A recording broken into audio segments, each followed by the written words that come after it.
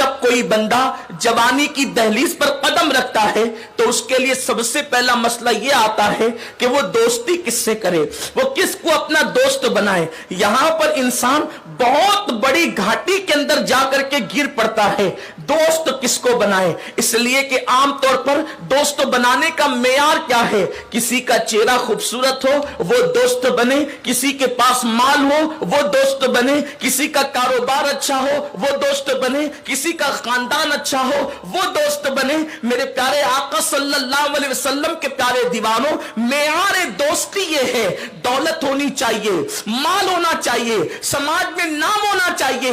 اس طریقے سے انسان دوست تلاش کرتا ہے. اور اکثر آج تو دوستی کا معیار یہ ہے کہ جہاں پر دولت ہوگی وہاں لوگ زیادہ دوستی بنانے کی کوشش کرتے ہیں تاکہ برے وقت میں یہ دوست میرے ساتھ آ سکے, میرے کام آ سکے. مگر یاد رکھیں, ہم دوست بنانے کی کوشش تو کرتے ہیں مگر اسلامی قانون کے مطابق ہم دوست نہیں بناتے. نتیجہ یہ ہوتا ہے کہ دوست جو ہے وہ معاذ اللہ کبھی ہمیں دھوکہ دے دیتے ہیں, کبھی ساتھ چھوڑ دیتے ہیں, کبھی اللہ اکبر دوست ہی دشمن بن جاتے ہیں, کبھی دوست ہی بگاڑ کا ذریعہ بن جاتے ہیں, کبھی دوست ہی اللہ اکبر زنا کے اڈے, شراب کے اڈوں تک لے جانے کا ذریعہ بن جاتے ہیں, کبھی دوست ہی تاش کے پتے اور جوا تک لے جانے کا ذریعہ بن جاتے ہیں.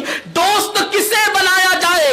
اللہ کے حبیب صلی اللہ علیہ وسلم فرماتے ہیں سچا دوست وہ ہے جب تو خدا کو بھول جائے تو وہ تجھے خدا کی یاد دلائے, جب تو گناہ کرے تو وہ تجھے اللہ رب العزت کا ڈر دکھائے, تجھے خدا کی خشیت کی طرف بلائے. سن لو, گناہوں کے اڈوں کی طرف لے جانے والا کبھی تمہارا دوست نہیں ہو سکتا, اس لیے کہ جو گناہ کی طرف لے جا رہا ہے, جو جہنم کی راہ کی طرف لے جا رہا ہے, وہ دوست نہیں ہے بلکہ دشمن ہے. اور اللہ نے ارشاد فرمایا الاخلاء یومئذ بعضهم لبعض عدو, جتنے تمہارے دوست ہیں قیامت کے دن وہ سب کے سب تمہارے دشمن بن جائیں گے.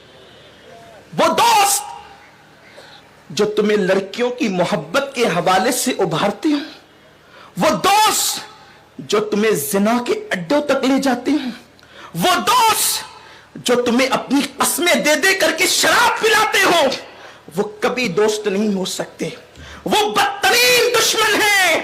سچا دوست وہ ہے جو تیرے دل میں اللہ کی محبت پیدا کرے, سچا دوست وہ ہے جو تجھے مسجد تک لے جائے, سچا دوست وہ ہے جب تیرے قدم ڈگمگا جائے تو وہ تیرا ہاتھ پکڑ کر صراط مستقیم کا مسافر بنا دے.